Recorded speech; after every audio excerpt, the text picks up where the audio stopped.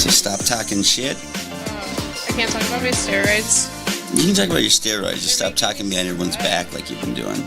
Oh, yeah. We'll try not to. Constantly. Exactly. There we go. The stream is up, so you guys can share it now, too. Okay. And...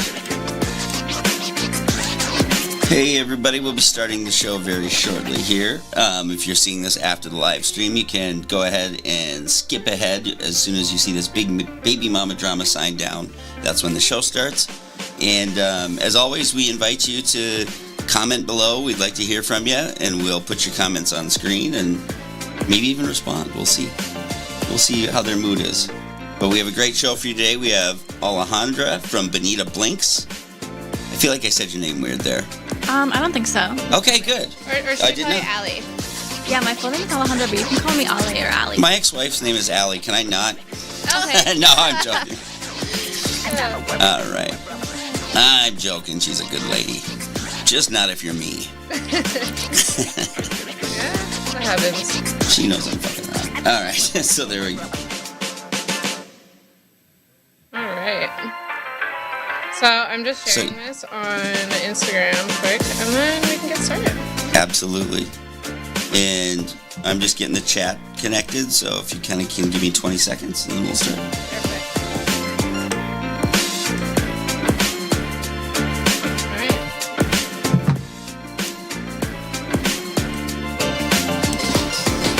Perfect. All right. I'm ready when you are. Need another minute? Oops. I am good. All right, let's get started. Hi, and welcome back to Baby Mama Drama. I'm your host, Destiny, and today we have Alejandra with us from Bonita Blinks. She is amazing. I met her a couple years ago, and she's just continued to thrive. She has a daughter herself, and I just find her a very inspiring mother. Thank you. Works her butt off. So introduce I try. yourself. What's your name? What do you do? Like she said, my name is Alejandra, and I am the owner of Bonita Blinks Lash Supplies, and I'm also a lash artist of 5 years. And yeah, I met Destiny through work. She was one of my clients when she moved back from Miami. So I was still pregnant. I know, we were just talking about it. It's been so... Time has just been flying, but it's been so long that we've known each other, so... Yeah, I couldn't believe, actually. We were just like, oh my gosh, has it been like 2 years over that? Because I was you were still pregnant. I was, very pregnant. Yeah. I just moved back to Minneapolis. And I was trying to find my new little tribe that I was talking about in the last episode. Actually, we'll hit this eventually. I will go into like deep depths of like my pregnancy experience because it was horrible. Like getting kicked out and dealing with that shit. But either way, we found each other during a time I was in need, and she's just been great. So yeah, I'm happy to have you on the show. Thank you. This is her website. Can you explain what's all on there? What services do you provide? So all the stuff that I offer is on here. So if you want to shop lash supplies, if you want to make an appointment, if you want some free education, there's some resources there. Or if you just want to work with us as a brand ambassador and earn commissions promoting products that you love, then you can click those. Oh yeah, and I have a YouTube channel that I just started as well. So check it out. So yeah, go look at it. Yeah, and you're like a teacher now, right, too? In a sense? Do you do like... Yeah, I got my lash license, but I haven't done anything with it yet because I didn't realize when I got it, they were like, you can either work at a school, like as an employee, or open your own school. And I was like, they don't really make anything, like if you work at a school. But then to open a school is like, cost $4,000 just for the license. Okay. So it's like, okay, we'll work on that. Okay, but maybe in the future, but I would love to do that. I'm like, you have so many great things in the works already. Like It's loading. Yeah. Oh, you like dispense your own lashes. Like you have all kinds of stuff, right? A lot of little projects. Yeah, and a lot I more think that that's I still want to do. And yeah, since I met her, she just has continued to just grow, and I just love that. Because first of all, being a mom is hard in general, and then also managing a career at the same time is just. I think double the work. Yeah, it's so inspiring though, and that's what the show's about. So we have some really great topics for you guys today. Sorry, real quick. Yeah. Is she a mom too? Yes. Okay. My daughter's almost 5. Okay. And And then this is just a guy question, just a dumb guy thing, because I don't get lashes. But my daughter once found someone's big eyelash here, and she put it on like a Hitler mustache, or that's what she thought it was. No. But it was really cute. But do you have like a place that people go to, or do people just order lashes and they put them on? So I do lash extensions. Do you know what that is? No. It's like people come and they lay down in my bed, and then I go through their lashes and I will like separate them one by one, and then I'll glue one lash on every single lash that they have. Holy shit! Wow. It's very meticulous, but it's not like those strips that you see. Like I'm really in there. You know that just you probably didn't notice, but I have eyelashes like a Muppet. You should use me as like a transplant And thing. Yeah. I always tell my boyfriend, like, what are you doing with those lashes? Like, why do you have those for no reason? I should have those. And his eyebrows, too. I'm like, I have no eyebrows. It's so unfair. My son has a full eyelash. He has really blonde brows, so you can't really see his brows. But if you look at his left, he's got more eyelashes than I do. And I'm like, These are yeah, fake, for obviously. what? It's really interesting because only like black women comment on it all the time. But I can't say I've ever had white women comment on it. It's just a weird... About your lashes? Yeah, it's just something I've noticed. It's just odd. So anyway, thanks for the fill-in, yeah. Anyway, if you want to know any more about lashes or get your lashes done or order some lashes, this is your girl. Check her information out. But we have a great show for you today. So this last 10 days or like week and a half has been incredibly unpredictable and really just humbling, I guess I would say. I think I've cried enough yesterday to like at least talk about it. And I just want to be vulnerable and open. Like this is what the show's about, and being a mom is hard in so many ways, but finding support through the tough times is kind of what we have to do. We're just, everyone's human, you know? Everyone's going to go through shit regardless, so finding your tribe and a way through it is People that you can lean on. Is key, because this stuff is not a joke. So, this last weekend, I'll just mention a little fun thing that I did. I went to a rodeo. Have you ever been to a rodeo? No, but where I grew up, like, there was, like, a rodeo. What is it called? Like a rodeo arena? Okay. Yeah. So, I mean, people in my high school would always go. I just never went. I don't know why. I'm not going to lie. It was so much fun. That's what I hear. So it was a blast. Now I should probably go. And I'm, like, an advocate for animals. Like, I don't like that they cinch their balls. They do? Yeah, Why? that's how they get them to, like, buck you off, is they have a thing that they wrap around them, and they cinch their testicles and squeeze them, and that's why they buck you off. I thought they were just irritated because they were irritated. No, they're not waving a red flag or anything. They're literally cinching their balls. Oh my God, I mean, I would be upset too. But it was fun. Like, so they're in these, I'm sorry. It was cool to watch because they're like in these stables and they have to get them ready. And at first they were doing the horses. So the horses don't buck you off, do they? They do. Oh, they do? Yeah, they cinch their too. Okay, so it's horses and bulls. I think the horses are scarier even, right? I think they are. Actually, no, because the bulls are heavier. So if you fall off, which it's like, I don't know, 50-50. Do they have horns or no? Yeah. Horse? Do they do the thing where they're like, they'll come and get you? The bulls are, they have horns, and one actually got out a couple years ago. And they had it running around in a parking lot over by the state fair, and it actually stabbed a girl. This is, I wish I would have brought this up. Where? Whatever, yeah. Yeah, and it was like out and it got... That's so scary in front of all those people, because there's like millions of people there. Someone I know was a police officer and had to run after this bull. So he was there when it happened. So he was like, yeah, it got out. How did you get the knife? Chasing it. There was no knife. It was his horn. Oh, you said it stabbed a girl. Horn. Yeah, the horn stabbed the girl. Yeah, no, for sure. Yeah. No. Yeah, so anyways, they had to shoot the bull, and it was just... Oh. But it's, I mean, you have to do killing people. You're stabbing. Anyway. You have to do it. You just think with the kids there and stuff like that, right? Like, that's crazy. But there's just people around. They didn't know. They're, like, walking out to their cars. When did that happen? It was, I could probably look I'm going to look it up for you. Look it up. Yeah, what's the area? It was recent. It was in Minneapolis. I think it was St. Paul. Well, yeah, if it was the state fair, it was probably like this. Where was yours? Okay, it was at the State Fairgrounds, Yeah, you're saying. so where Okay. I actually went to see this is called Cinch. It was actually at the Excel It's Center. called Cinch. Yeah. Wow. Isn't that That's kind crazy. of, yeah. How appropriate.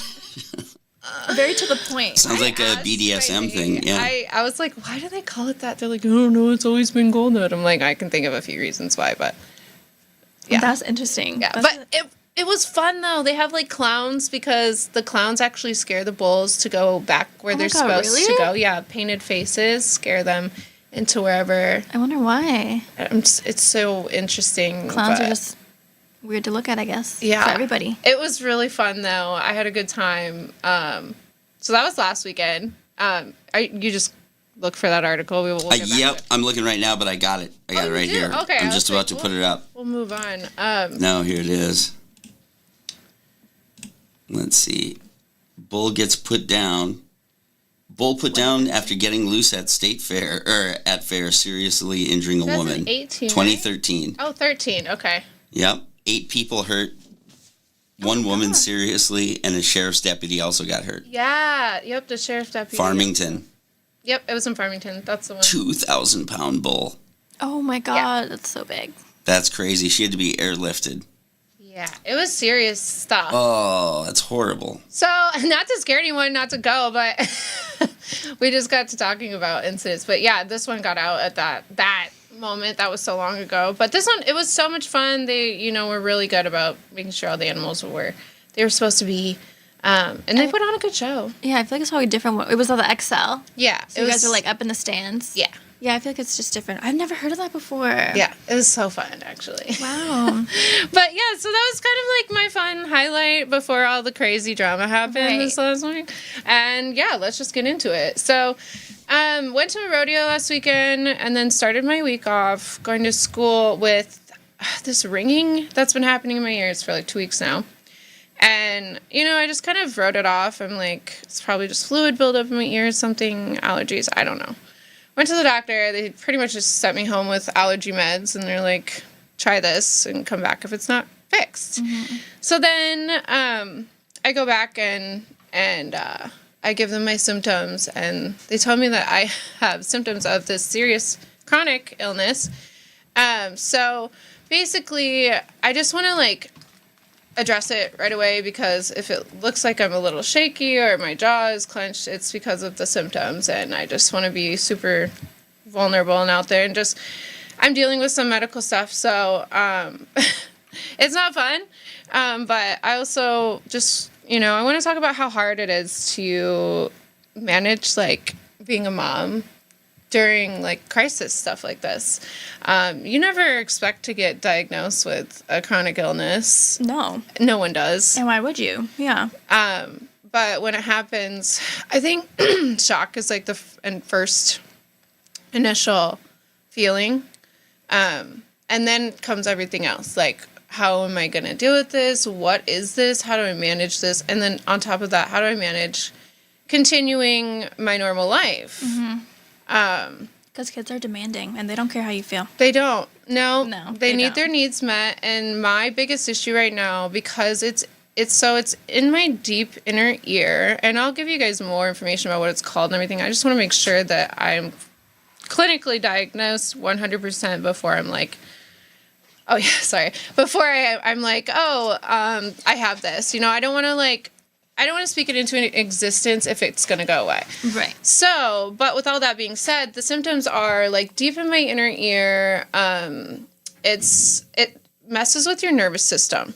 So it's making me dizzy. I have vertigo, confusion. I'm fatigued. And then also it's weird. It's with your nerves, you get kind of shaky a little bit. So they have me on some steroids, which is supposed to actually lessen the inflammation of where this problem is happening. So we're going to see what happens and how that works. But as I'm going through this, right, I'm oh, this is horrible. What do I do?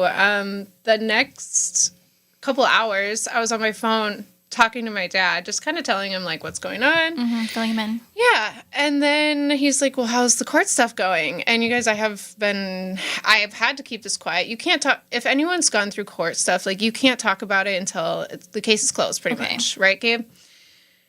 Yes. Yeah. So if there's lawyers or anyone involved, like, you just got to wait. So case is closed. Like, anyone can look up this information. So I'm not trying to expose myself, but I also, like, listen, I fought 2 years to get this agreement finished, and dude still is telling me he's not going to abide by it. He still doesn't want to listen. Yeah. So imagine getting told, like, you have a medical diagnosis, and then the couple hours later, you get, like, the court documents you've been waiting 3 months for, and, you know, it's all, they really, the people that we went through a trial, they really took their time writing everything out as far as, like, if you don't follow this, like, what will happen, the conditions. Like, I am really happy with the amount of work that they put in for both of us to follow. And not just him, me. Right, like, yeah. It comes on both of us, and I take full responsibility for things that I'm not good at. I want to work and be better co-parent. But,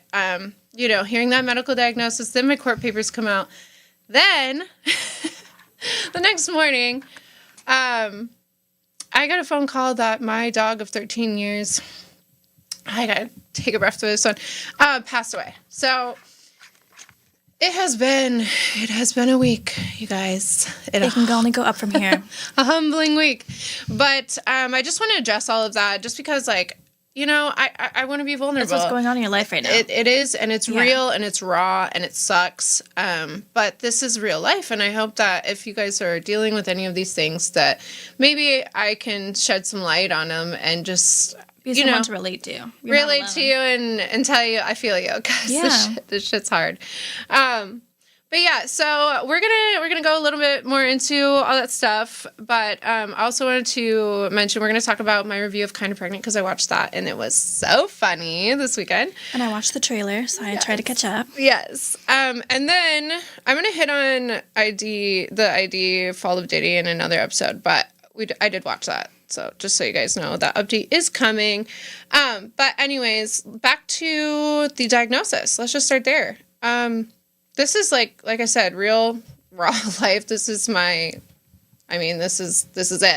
This is me. And I think the hardest part for me is hearing that this is chronic and I don't know that it's going to go away. And then, like, how do I control my emotions when I'm frustrated or not feeling the best in front of my child? Like, how do I prevent myself from not just breaking down in front of my kid or, like, bawling? Or blowing up, or when you have something like this told to you, or you have a death. Like, what do you do? So I want to hear, like, what have you done in the past when you've gone through, like, a crisis with your child? Like, how do you manage that? Or what do you think is best? If you haven't managed it well, how would you suggest it? It's definitely a learning process, because you're learning to, I feel like as a parent, you're forced to have to be aware of your emotions and process them in a way that you can, like, role model that for your child, so that they don't think however you're acting is normal, or that they just don't act like that either. Right. So for me, I'm a type of person who, like, I will need space, and I will tell her, like, I just need, like, 5 minutes,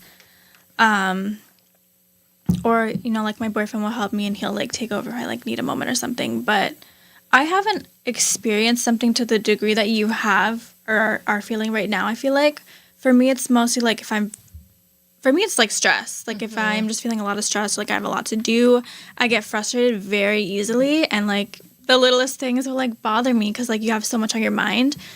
So I will just be like, I need to, like, go get a coffee. I need to, like, just be in my room for a little bit and, like, knock this out.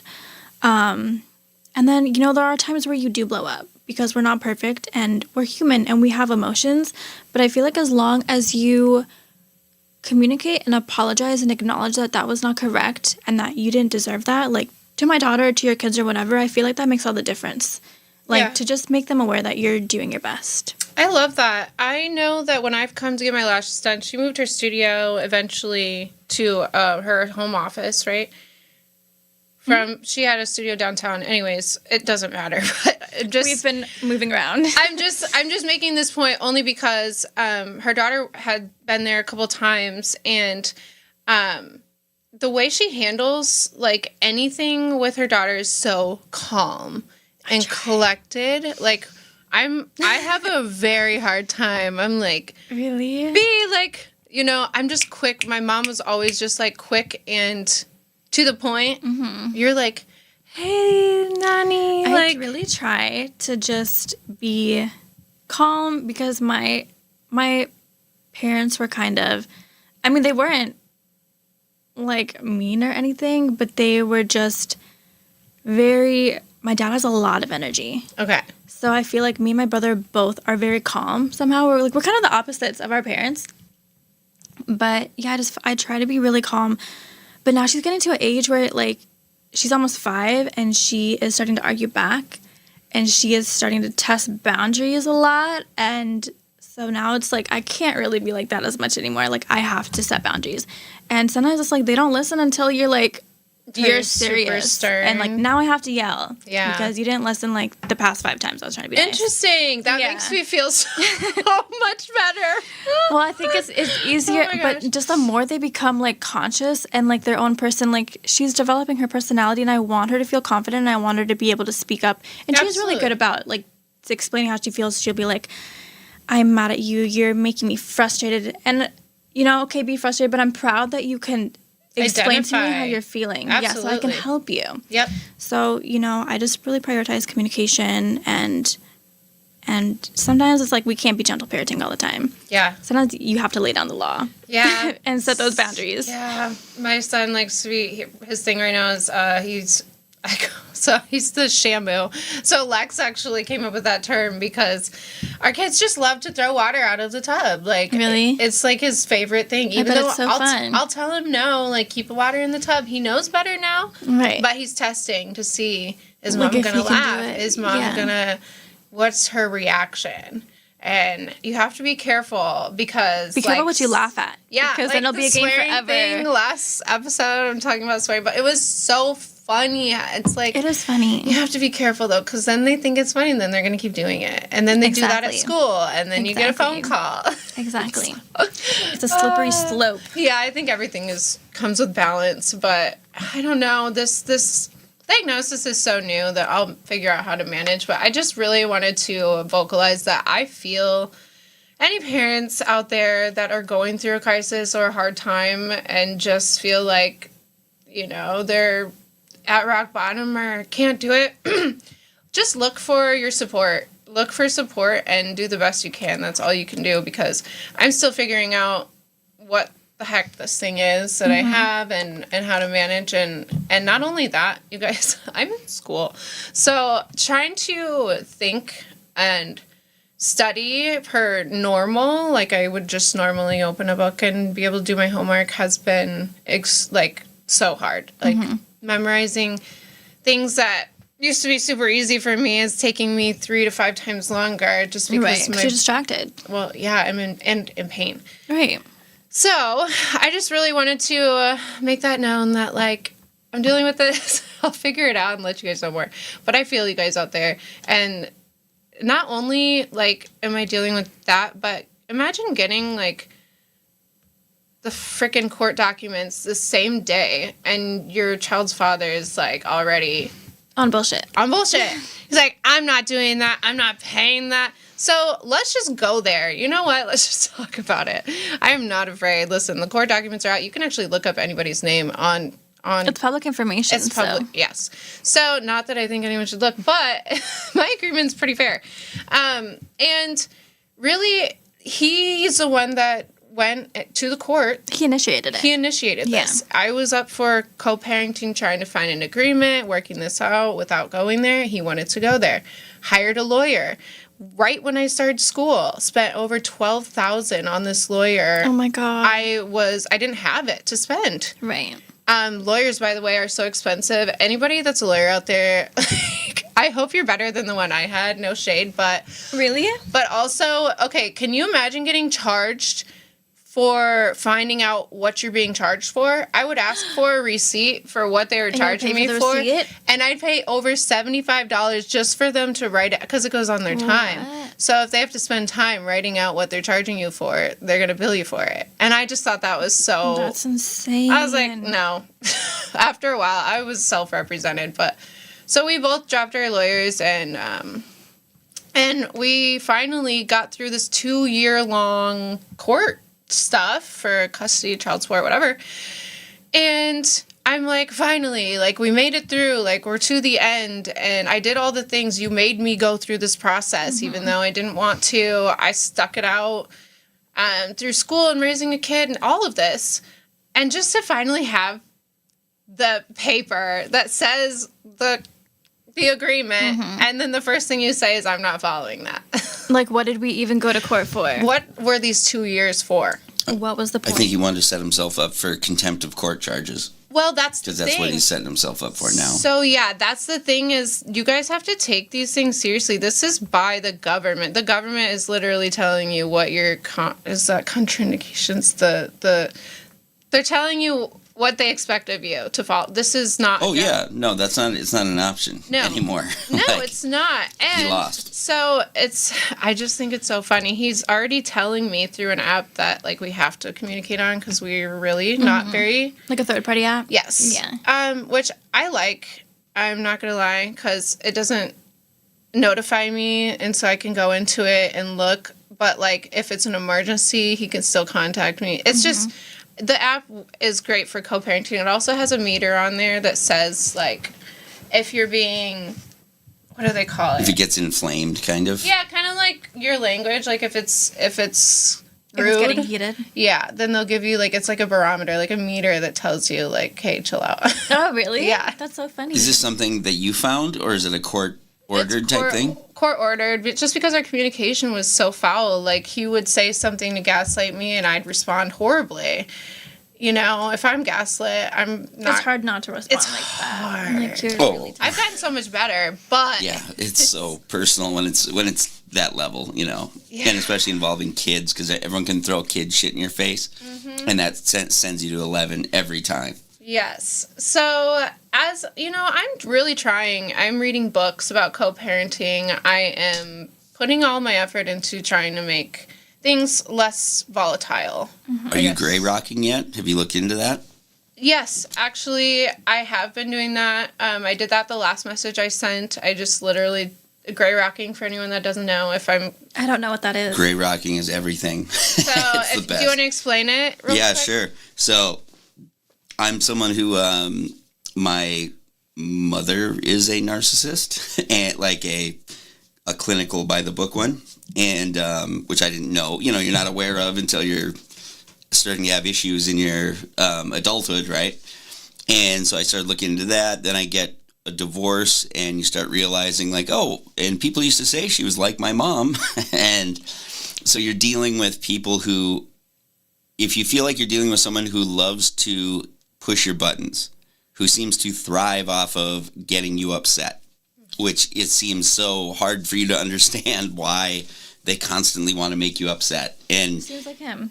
Yeah. yeah, and it's subtle, but it's brilliant. It's like they're playing you like a Stradivarius, you know? And basically what it is that you don't realize is that they're pushing your button, and you are feeding them what they want every single time by giving them the reaction. And if you just give them nothing, so if they say, oh, so I notice you didn't pick up the kids at this time, blah, blah, blah, but that's part of a conversation where it's, what time should I drop off the kids?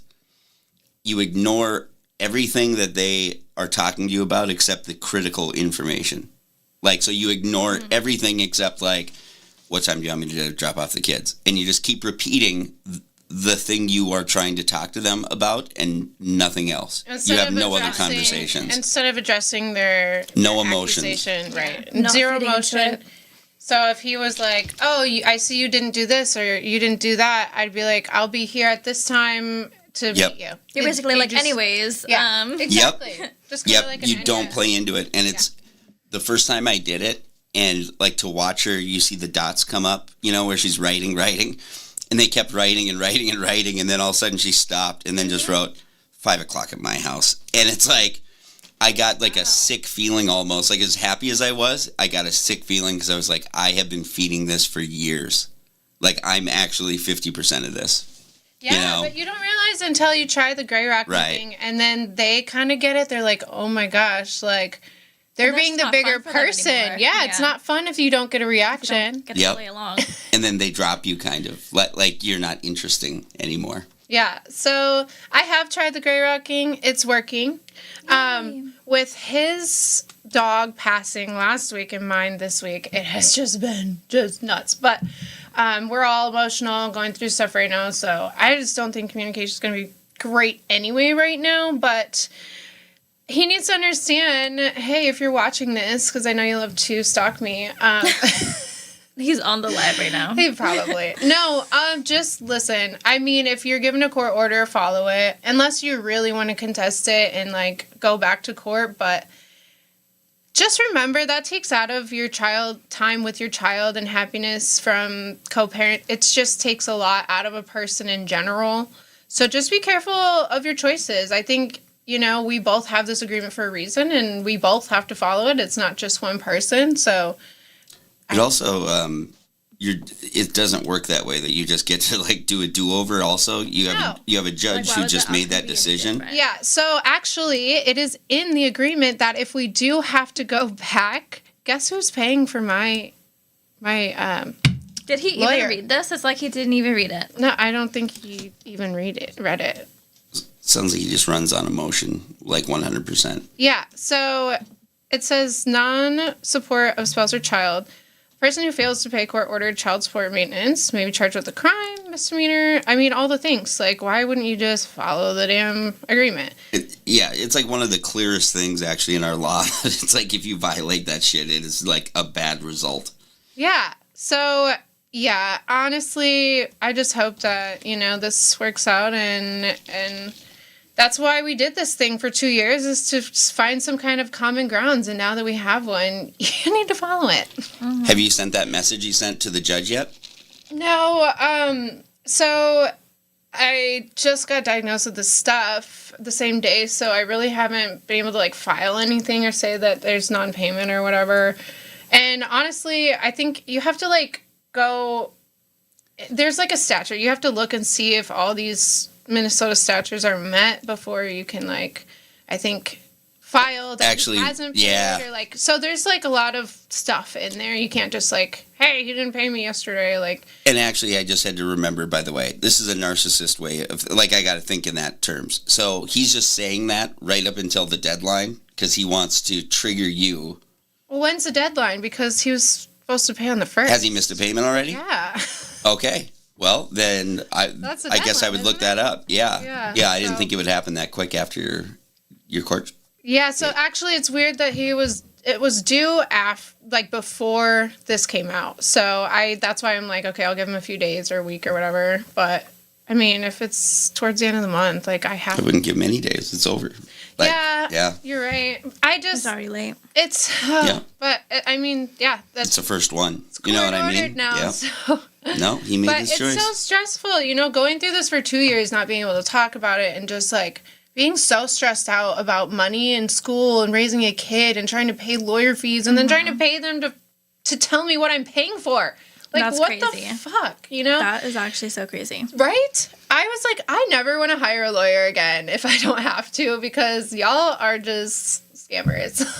And by the way, if there's any people watching who have experience with this or whatever, put it in comments. We want to hear about it. Yeah, unless you've got some really good insight and a place that doesn't charge you for a receipt, like, please send that to me if you're in the Twin Cities area especially, because that was just so bizarre. And I really liked my lawyer. So I'm like... He was a good lawyer. Yeah, but I'm like damn. draining you. I don't know if it's the company that was... If it makes you feel better, they just all do that. Oh, man. I was just like, damn, you guys. But yeah, so that was my experience. But also, it says in here, I don't know if I mentioned this, again, apologies, my brain is a little fuzzy.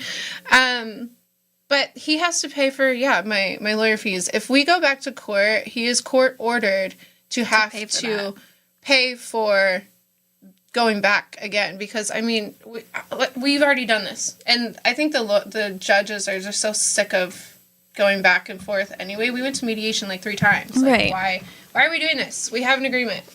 So anyways, that's the update there. I'm just glad that it's finally over. I feel like I can breathe. Anyone that's gone through anything court-related knows, like, how stressful this shite is.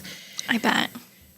So, anyways, really happy that is, like, underway, and it just makes having something written out, an agreement with your co-parent, I think is so helpful. Whether you guys write it or whether it came from a judge, you have rules to follow, and they're written on paper now, and they're like, there's consequences if you don't follow it, but he obviously didn't read it. A law-abiding thing. Okay, well, anyways, so I did want to go and talk about the Kind of Pregnant movie. Actually, hold on. Did I want to go? Oh, so Kids That Grow Lonely and Tired. When did I want to put that article in? So let's actually go back. I have this article that I found because I've just been struggling. Sorry to rewind a little bit. With just like managing my symptoms, and then I was just kind of looking online to see like what information is out there for moms or people in general struggling with illnesses, whether it's mental or physical, and raising children. And then I found this article. It's at Your Tango, and it's a recent article. I will say that not all of their articles on this website are phenomenal, but this one I really liked. It's by Alexander, and it says 8 behaviors of parents who cause their kids to grow old, lonely, and isolated, according to psychology. So we kind of talked about this one. It says genetics is only half the game. The other half is upbringing. You learned about nature versus nurture in your high school psychology class. Kids are a direct product of their environment. So what happens when parents continuously set bad examples and teach poor behaviors? The answer is simple. Kids who are taught poor behaviors by their parents grow old, lonely, and isolated. Nasty behaviors fall across the spectrum, and the wide range depends on a person's tolerance. It's obvious when a parent models nasty behaviors, their children will demonstrate nasty behaviors. That nastiness will, in turn, rub off on my kid or your kid and be blatant, and that's something nobody wants. I think that's so true. Mm-hmm. I think we have to set good examples. So here are the 8 things. Here are the behaviors of parents who cause their kids to be lonely and isolated. So using violence. I hate Jerry Springer. Listen. Wait, is that the show? Yeah. Mari? It's actually so entertaining, but I can't even get past when they start screaming. I'm just like, all right, I gotta turn the channel. Because I grew up with a lot of loud, noisy arguing in my household, unfortunately. Mm-hmm. So, like, that triggers me. Yeah. I don't need to relive this. Yeah. So that is one that I'm, like, so adamant about is violence or screaming. Like, you have to yell sometimes and be stern, but there's a point. No, there's a level, yeah. There's, like, a boundary. There's a red line. Yeah. And, crossing that is only teaching your kids to be violent and be angry and scream.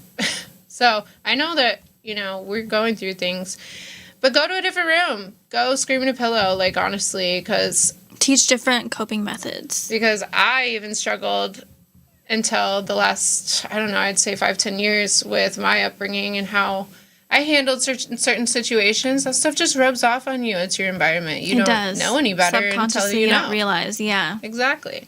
So, yeah, that's a huge one. Poor sportsmanship.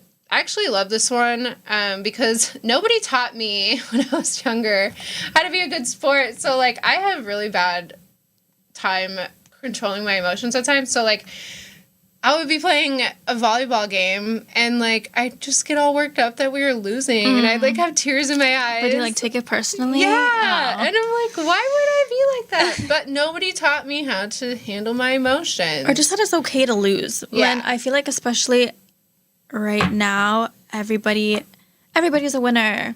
But I think that is setting them up for failure because that's not true. And so when I play games with Ailani, I mean, she loses sometimes. I'm not going to let her win all the time, like video games or like, sports or whatever, like hide and seek. And I just had to be like, it's okay to lose. And finally she's starting to be like, I lost. Can we do it again? I'm like, that's the mentality I want you to have. Like, I don't want you to give up because you didn't win the one time because that's just not how life works. You just have to keep going. I love this so much. That is so amazing. Yes. Being It's just okay. perspective. Teaching kids being okay with losing. And not that you want them to be like, oh, yeah, I want to lose. But, like, don't be a loser, but, like, it's okay if you do lose. But trying again, that's, like, the whole point. Try again is the whole point. Yeah, so I think I was criticized so much when I failed at something that was a hard thing for me to understand for a long time is trying again is okay. Like, if you don't get it right the first time, it's not the end of the world. And it's almost impossible to get it right the first time, like every single time when you're trying to do something new. So I feel like, and who is around you, and again, just like your support, like that makes all the difference.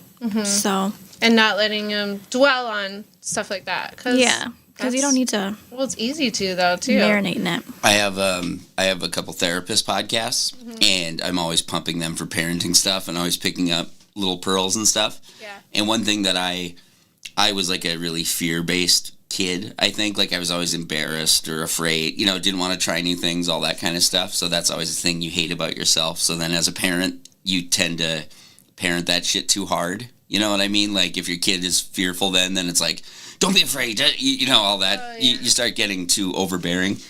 But I heard one of them dropped a great pearl, which is, because I was talking to them about how I want them to play sports and want them to, be competitive and all this. And they told me explained the importance of not praising, like when they do win, to not necessarily praise that they won, but praise the process and to put the emphasis on like, wow, that you really stuck through that and that must have been scary for you to try and, you did it. Really I'm proud hard. of that. Yes. It's the effort thing, I think. It's the effort Yeah, thing. exactly. Not And so to like much the honor result. that they had to be afraid or unsure, but they stuck with it and give them that. Yeah. Yeah, I think that's huge, is giving support when there is uncertainties and, questions like, what if I do lose? Like, because you're all going to lose. We're all going to lose. Yeah. So it's, keeping that mentality. But there's just some good ones in here. Don't disrespect your authority figures. That teaches you to, like, fight with cops. Like, if you know what I'm saying? Like, if you're disrespecting your authority, like, I used to have no respect for authority growing up because my parents hated police. My mom was in and out of prison. Like, she was like, no, trust it. But now I'm, like, completely opposite. I'm like, these people are here to help you. Interesting. Interesting. I think I might have just found a weak spot. I like to have them question authority. To not have them just like take, not take everyone's answers as just, and my wife or ex-wife is the opposite. She's like, rules, right? So maybe I'm kind of parenting against that too much. That's a good reminder. Yeah. I don't want my son fighting cops. No, and I just didn't understand. They were scary to me, and then when I was of age dealing with them myself, it was like I had no respect because I wasn't taught to like listen to them, or like their advice wasn't good because of what they did to my mom or whatever whatever narrative she was telling, So yeah, I had to learn that on my own. But driving like a maniac, taking advantage of other people's mistakes, being a bully, I think is a huge one. Huge. Like, it's funny to like make jokes, but don't bully. Like, okay. Is this talking about like parents' behaviors? Yes. Like parents being a bully? Yes. Yeah, what you're modeling. Well, Like their You could be kids? talking shit about people on the side. like I've had instances where I've been around parents that are just ripping into somebody around their kids, and I can't. Yeah. Or That sounds or like like doing it to the mom, Exactly. right? Yeah, or whatever. the co-parent thing. Do not rip apart your co-parent in front of your child because Oh, yeah, that's Oh, yeah. horrible. that's just not how you talk about. They don't want to imagine their other parent as anything but amazing. No, and they love their parents. And they won't either. Even if you do tell them all these things, they might even side with that parent that you're talking crap about because They do. yes. Yeah. So that's super important. And I think that, yeah. Or they'll push away from both of you because you're both just disgusting to them. Yeah, exactly. You create too much strife. Yeah, so I just thought this article was really good and kind of backed up a little bit of like just being a good example no matter what you're dealing with, because we're all going through something, whether it's serious or not. Just, some little tips. But I wanted to jump right into, because we are running short on time.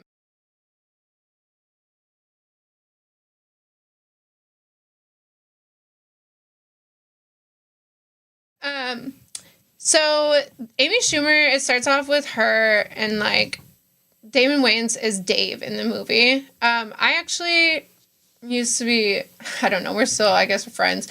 His brother is Marlon Wayans, so I actually have a picture if you want to pull that up of us. We were out, and this was like 2019, at Live, I think. But yeah, so that's his brother. And then Damon Wayans Jr., that's his nephew. Oh my gosh. So it's his brother's son. Sorry. Oh my gosh. So Damon Wayans is his brother, and then Damon Wayans Jr., who's in this movie, is his brother's son. So, Damon Wayans Jr. is the one who was in New Girl? Yes. Yeah. So that's Damon, and that's Damon Wayans Jr. They actually have a new show out, too. I can't remember what it's called, but I just saw the brothers or him? the advertisement. Those two. Oh, together? The dad and the son, yeah. Oh, I didn't know. Yeah, so I actually met Damon Wayans and through Marlon. Marlon had me take him out one night, and he introduced me to Chris Brown, actually. Oh my God. Which was super cool. What was that experience like? It was cool. It was in a club, so it was a quick little hug, and he was with a girl. Like, it was just, but Damon, then we went to 11, and then he introduced me to Damon Wayans Jr., which is his son. Mm-hmm. So I met the family. Anyways, they're so funny in the movie. So in the beginning, she's dating Damon, or Dave, and she thinks they're going out to dinner because he's going to propose to her. Because it had been a few years, whatever. So she gets there, and I'm not going to spoil the whole movie, but basically he asked for a threesome instead of... How disappointing. Like, I think I would lose my mind. Like, you thought you were going to get married, and then he basically wants to cheat on you in front of you? He's like, what did he say? He's like, I don't want a threesome with my wife. That's weird. Ew, ick. Okay, like, so you don't ever want me to be your wife? He just, I don't know. It was just crazy. Funny. And then basically it just goes into like her best friend gets pregnant, Jillian Bell. I don't remember her name in the movie, but and she gets jealous because they were supposed to do this thing together. They've been planning this since they were little girls, whatever. Like to have kids together at the same time. Mm-hmm. Because they both lost their mom in the beginning of the movie. So like they, are trying to stick together. But what I like about some of this content in the movie is like when Jillian Bell announces her pregnancy, she's like, it's so weird. Like all of the things, I got food aversions. I was like, okay, she's but like, the real pregnant one is saying this. Yeah. Yeah. So like, I don't know. My hormones were all over the place. She was like, let me not give out all the details. But she was doing some crazy stuff. Like, she was It's hard to review the movie without, like, talking about what happens in the I movie. know. But, anyways, it's so funny. And then they go to... So she steals this pregnancy belly. She's, like, with her friend at a maternity store. She steals this pregnancy belly. And the lady at the store comes in, and she's like, do you need any help? Like, totally in her face. And then she's like, do you want a burrito? She's like, do you want your feet rubbed? And then she kind of realizes, she's like, oh my God. I get special treatment. Yeah. She's like, I'm going to keep this thing on. I mean, I would So she goes to a prenatal yoga class. She's like hanging out at home, finds this class, goes to it. She meets this girl, and she's like, this place smells like a queef salad. Anyways. What a crazy thing to say. It's just, it was just really funny. And I have to retract a little bit of my statement last episode when I was like, people were so mean to me. I think they were, but I also had some really nice people. Like, I had people reach out from my childhood and, like, send me gifts from my registry. Oh, that's nice. Like, I cannot discount that. So let me retract a little bit. But I did go through some really horrible experiences, too. Right. But either way, so she's faking this pregnancy. She goes to this yoga class, meets this other girl. So she's trying to hide it from one girl, and from her best friend, and then she's trying to, like, play off that she's Right. pregnant to this I other bet she girl. is. Oh my God. So she like has this double life or whatever. But anyways, so then it gets to this part where they're in the bathroom, and I can't remember the scene. I'm drawing a blank. Sorry, my brain. But they were talking about how women go through this whole trauma, and there's no time to process like what happened or what's about to happen. And I feel like that's like the basis pregnancy? of this show is just like the change and transition between that person you were before. And 9 months is not enough No. to like process that. It took me like, I was 2 years and I was like, oh my God, I'm a mother. Yeah, exactly. And then cause I don't feel like, for me, I didn't feel like it right away. Like I was nurturing and like whatever, but I still like, my identity was like, I still feel like I'm 19. Like I was 20 when I gave birth, but I was like, I'm still a teenager. Like I still feel so young. So then to, go from your single life and you're just an individual and all you have to care about is yourself, you all of a sudden you have to be a new person, and it's kind of like a rebirth of you is how I looked at it, because I was like, you cannot be the same person that you were. As much as you try, you're just not, because you have like all these responsibilities. Even if you have a partner, when they're a child, when they're a baby, they just want their mom. And I still feel like that. Like I still feel like she's my little shadow. She's following me everywhere. But and not only that, there's consequences to your responsibilities. Yeah. Like, you don't have a choice. It's not like No, you can be can't like, choose. like some responsibilities, you're like, oh, well, I'll do this tomorrow. Like, that's not an option here. No, you have to go to work. You have to feed them every 2 hours. You have to do the diapers. It's just, you cannot not do it. Yes. So I just thought that was such a good part of the movie where she's like, they go through this whole trauma. There's no time to process. So I felt like a mom. Like the second he came out, I was like, all right, here we go. Mom mode. Mommed up. But for me, it was because I had such a crazy pregnancy that like I was so ready to just be a mom. Yeah, and just and to just lose that other part of me. I was like, I need to step into this new person. But I will say, for the first like year and a half, I had really bad like postpartum, but we were talking earlier, and like you said, you don't know that you're even going through it until you're out of it, and you're like, oh my gosh. Like I was not okay. Who was that person? I was not okay. But you're trying to be okay because you just, and I think it's maybe because you're not really focused on yourself. You're focused on like this living baby that you have to take care of. And I would have so much anxiety. Like I couldn't leave her alone because I thought something would happen.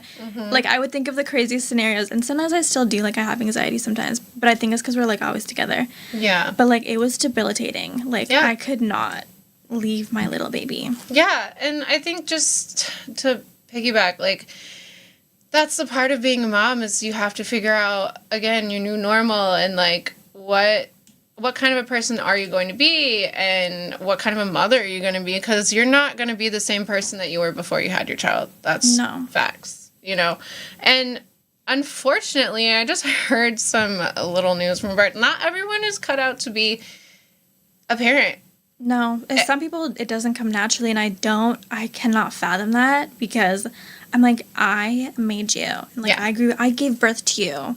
And that was a lot of work. Yeah. And so for me to just not love you, I can't understand that. That like blows my mind. I can't either. And it makes me so sad for those kids that don't have love. Yeah. But some people just, are different. So I'm not saying it's right or wrong for people to make different choices, but just know which one's right for you, because, and you can only find that out by asking yourself. You can't go around and ask like, oh, what kind of mom should I be? Like, right. No. No. It just happens. Yes. So I thought that was really great. Can I ask you guys a question about postpartum stuff? Sure. That's something that, like, as a guy, is something that I think hit our relationship hard, and like truly, like, just as they don't educate women about it, they don't educate men about it either. And it's like I remember we had the kid. I'm elated, like I'm walking on air. I thought she was too, and then we did like a little getaway thing. And I remember we're in the hotel room, and she's on the phone with her mom, and her mom asks how she's doing, and she goes, just terrible. And I just remember it was like one of the most like shocking and gutting things to hear. Just was like, what? Like I couldn't have been more blindsided by it. And then I had zero tools with how to deal with it. Like I tried to after a while, delicately bring up, like, hey, you've stuck with me when I've needed help in my life. Like, I think maybe you should talk to someone. Like, that was the biggest fucking mistake I've ever made in my life. It seemed like that was a huge mistake. That she didn't feel like she could come to you about it, and you wanted her to go talk to somebody else. No, I would have been more than willing to, for that. I knew she probably wasn't willing to come to me, I guess. Mm-hmm. But no, that's not what the context was. The context was just like, you've been super depressed for a long time and very hard to be around. So it's like, let's talk to somebody, or like let's deal with this. And basically that was not an option. But how did you guys get out of it? Like, what happened? How did you know? Like, do you have any tips for a woman out there who might be going through it, or is it just something that runs its course or not? I can go first. Totally, for me, it was, like we said, I didn't realize I was even like really depressed or going through it until after I started to feel better. Mm-hmm. So I didn't start to feel better until I started to get out of the house. I didn't like the idea of leaving my baby at all until like after like 4 or 5 months. But like, I just needed to get outside, and the hardest part for me was going outside after having a baby and not feeling right in your own body or your own clothes, or like, I just felt like a completely different person, but I didn't know who that person was yet. Yeah, exactly. And so I was just learning to love myself as this new mom, and getting outside and just connecting with friends or other people going through, because I had 2 friends that were going through pregnancy at the same time. Mm-hmm. So it actually made that a lot easier for me to talk about with them, but it still wasn't easy. It was like, you're so concerned, like you said, about this tiny baby that you don't take the time. And then when you finally do, you're like, holy shit, I'm a fucking wreck. Mm-hmm.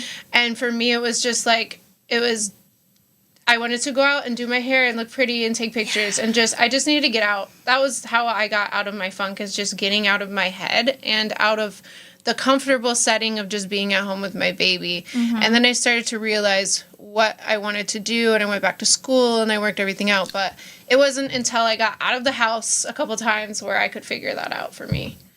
Yeah, sometimes that's what it takes, is just to like take a step away for a second and just like get a breath of fresh air.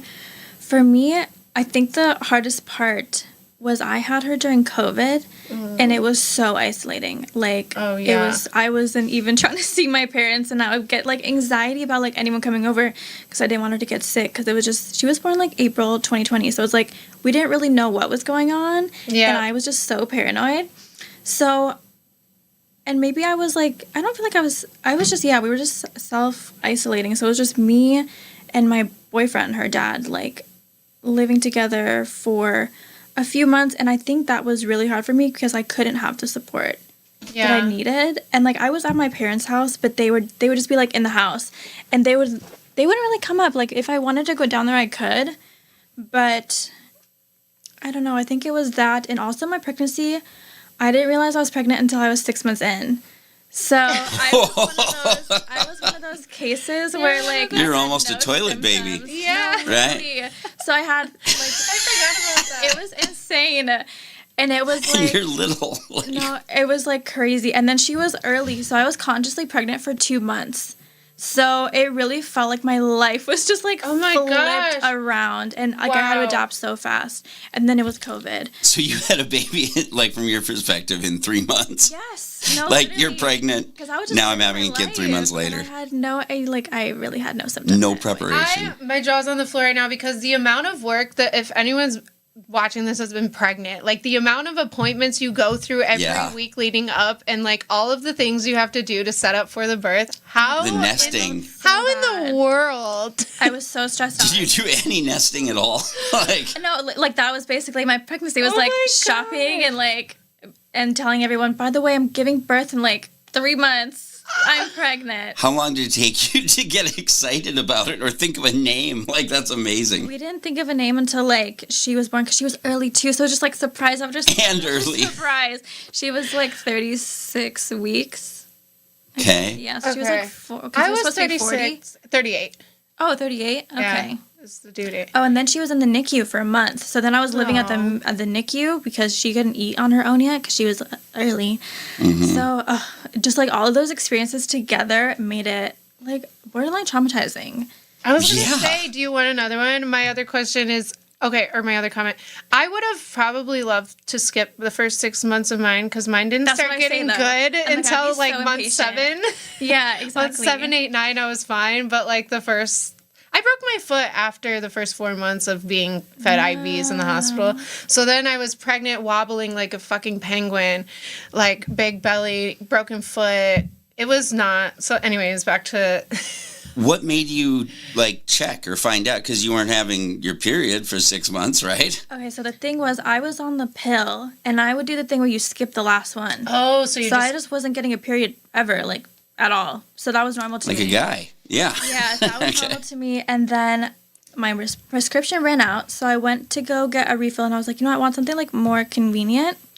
So and you have to do a pregnancy test before they do anything to you or, like, give you a prescription. And they were like, you're pregnant. So I made an appointment, and then they're like, you're 24 weeks pregnant. I was like... Oh, my God. Was that surreal? Immediately. I was like... How did you handle that? Not well in the office. I felt so bad for that lady because I hate crying in front of people. Like, I will not cry in front of people. But I had to. I was like, I don't understand what you're saying. Did you get dizzy? Like lightheaded? You didn't have any food aversions, motion sickness, like nothing? I remember like one time I got a little bit sick, but it was because I ate like, I don't know, I ate something and it like bothered my stomach a little bit, but I never was like throwing up and it wasn't like I wasn't consistently feeling like nauseous. I'm so I did have a lot of headaches, but I thought I was working 2 jobs at the time and going to school. Like I was just busy, so I was like, obviously like I have a headache and I'm tired all the time because I'm like busy. Yeah. You're lucky you're not a party animal.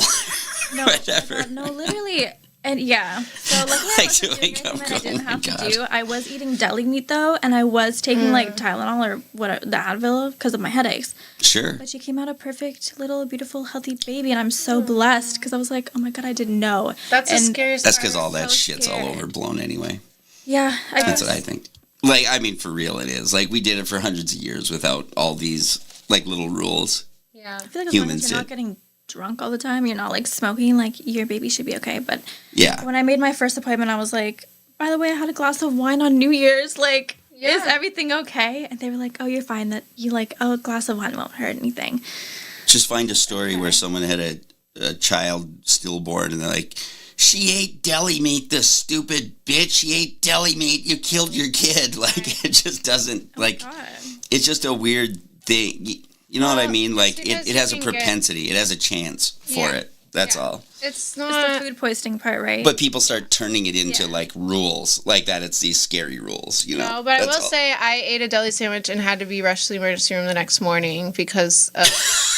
Oh my God, no. Not to scare anyone. You were one of the cases. Yeah, no, I didn't have listeria, which is what they say you get. I had just either food poisoning or it was the vinaigrette. Because vinegar, when you're pregnant, you have such bad acid reflux and heartburn that the vinegar, like, it made everything come up. I was throwing up for 6 to 9 hours before my boyfriend at the time's mom, because he was working out of state, came and got me and rushed me to the emergency room. I was shaking. It was horrible. It was so bad, you guys. Oh my God, no. I dread my next pregnancy. I do want more kids eventually, but I'm scared. I'm scared too. Like, I'd be scared. It was terrifying. Standing in the room watching a woman go through labor and all that shit is like... Oh, labor wasn't even that bad. I'm not strong enough to even fucking watch you go through it. Everything before that Did you do an epidural? It's so funny that you asked me that, Gabe. We just talked about this last week. Did we? Oh my God. Okay. So, no, it's just funny because that's like always a question that moms ask, but I take no offense to it. It's fine. It's like secret shaming that certain women do. Like you said it was easy, so I was like, yeah. Not easy. No, it wasn't easy like that. It was, so I'll just share my pregnancy story really quick. So, I had my baby shower, and literally the next morning, so that night I had been wearing heels all day. My ankles were like swollen. Wow. Like I didn't know whose legs those were. And then I woke up, my brothers had come and stayed with me. One of my brothers had like some kind of flu. So I woke up thinking I had his flu. I immediately have to puke. Like, I have to go to the bathroom, TMI, but, like, everything was coming out of me, right? And then my mucus plug just, like, came out. Oh, and no. a So giant your body glob. was, like, cleansing itself. A giant glob. My whole plug came out, which, if you know anything about the mucus plug, that's what comes out before your water breaks. And nobody talks about that. No. So then that came out. For good reason. And I'm literally just wiping, thinking I have to, like, use the bathroom.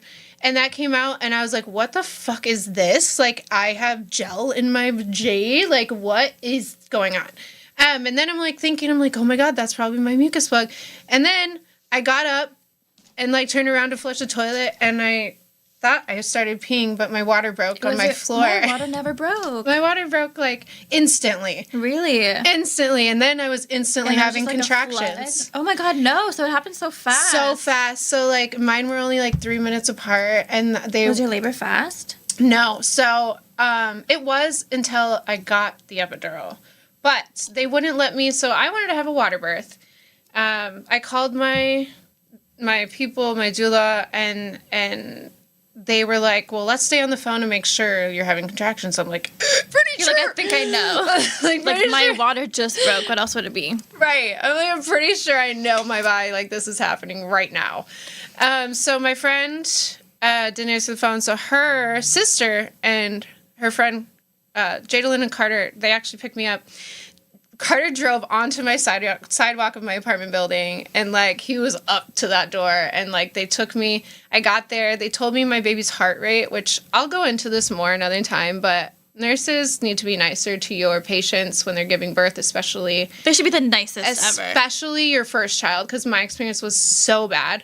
But anyways. My nurse was shit, too. Mine was amazing, actually. My Nicest nurses. I'm really upset. They all should be, like, that's the most. The ones that were amazing, actually. So I get to my birthing center. I'm, like, still using the bad, like, it was all bad, right? I'm like, so they're like, okay, get in the bed. And I'm, like, contracting. And I was like, shit, you know, what's going on? They have to put the tubes in and do all that stuff, get that started for, like, urinary, whatever. The tubes? The tubes, yeah. For what? Like, if you pee, like, you can't just pee all over the bed. They put tubes in you when you give birth.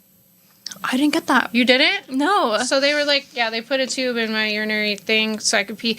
But maybe that's just after the epidural. I don't know. So anyways, they were like, you can't have this baby here. You can't even get in the water. And I'm like, what? Why? Well, I guess his heart rate was too fast. So they needed more stuff, more people to monitor. So they rushed me by ambulance to another hospital. And this was when I was 8 centimeters dilated. You're about to give birth. Yeah. And they're trying to move you? Yep. And so they moved me to the hospital. I get there, and I was like, can you check? My friend's like, check right now. Like, how dilated is she? And they checked, and they're like, oh, you're 8 centimeters. So what do you want to do? I'm like, give me the painkillers. You're not letting me sit in this hot tub. Like, that was my pain relief. Mm-hmm. Yeah. Give me painkillers. And so they gave me, which I hate saying this, but they do. They give you fentanyl or morphine. Mm-hmm. They gave me fentanyl, didn't do anything for some reason. Is that what the epidural is? No. Or is it something different? No, that's different. But they started with that. And then when that didn't do anything, they were like, okay, do you want the epidural? Mm-hmm. And I was like, yes. Like, I need it right now. My friend, they were like, we were waiting for like 25 minutes. Nobody had heard from these people. When you're in labor, 25 minutes is like 5 hours. Waiting for what? For them to come back? For them to bring my medications. What? Like, what else are you doing right now? They were just up talking at the front desk. You're lying. Nope. So my friend went over there. She's like, are you bringing the meds? Like, what's going on? She needs an epidural. And yeah, so we don't have all the time in the world. But That's crazy. It's funny because they were taking their time, right? But then an hour after my epidural, or hour and a half, whatever, my contractions start again. So I'm ready to push. Mm-hmm. And they're trying to rush the baby out of me. So I pushed for 1 hour, and I should have pushed maybe 30 more minutes. But because he didn't come in that hour, they had already talked a nurse into coming in and cutting me open and doing a C-section. Wait, you had a C-section? No. Oh, okay. I refused. Yeah. But they were like, well, his heart rate's all over. And I understand. Like, I'm watching the heart rate monitor. He's fine. And they get paid more for They do. They get paid more for doing It's a business. C-sections. Yeah, it's all about money. So, and I'm not saying if you had a C-section they were trying to take advantage of you. Sometimes there are medical complications. Yeah. But in my instance, they were trying to take advantage of me. So they called this woman in, right? This nurse to talk to me about doing C-section. I'm like, don't bring her in here. Don't do it. I'm going to tell her the same thing. They brought her in, and I was like, what are you doing here? And she goes, oh, you're crowning. I'm like, yeah, so I told you. I was like, get the fuck out of my hospital room. Oh my God, no. How are you going to bring a nurse in here and you see he's coming out my birth canal? You. You know what I'm saying? That. Yeah. How are you not going to listen to the person that's having the baby? So my birth experience was absolutely horrid. He ended up fine. They tried to put him in the NICU, and I made them bring the heating bed, next to my bed. He did not leave my side. I would not let him out of my sight. He was fine. He just needed a little extra warmth. But then they wanted me to leave him in the bed. I know it's for safety. No. Leave him in the bed? His little, crib thing? No. Yeah. I had him right on top of me, and that's when he did perfectly fine, is when we did skin to skin. They cut my cord before I told them not to. I'd be so pissed. Oh, girl. I'd be so pissed. I just need to crack my head. Sorry. Anyway. Not listening to a pregnant woman's wishes just dismissed. Yeah. Is criminal. Yeah. So I did not, my birth, even though I said it was kind of easy in the fact that it wasn't hard to push him out when he was ready. Mm-hmm. The hard part was just dealing with everyone else. Yeah. And you think that they would have better bedside manner? And have you given birth before? How would you like it? And I asked him, do you have kids? And one of them's like, yeah. And one of the nurses holding my legs as I'm giving birth just drops my leg. She forgot she was holding it or something. Girl, I will never go back to the hospital. I'm really disappointed. What hospital was that? I don't want to. I'm not going to announce it on here, but I will tell you. It was in the metro? Yeah. Okay. I was just really pissed because I'm sure they have some good nurses there. But also, the nurse that was with me, one of them, dug through my bag. I woke up to her digging through my stuff. Why? And I filed a report. There's absolutely no reason that she should be doing that. What did she say? So just be really... Yeah, for what? She just wanted to try and... I don't know what she thought. She thought you were asleep and that she could steal from you. And then she told me I couldn't bring... you get those giant, water mugs when you're at the house? She's like, you have to leave that here. What? I can't be hydrated?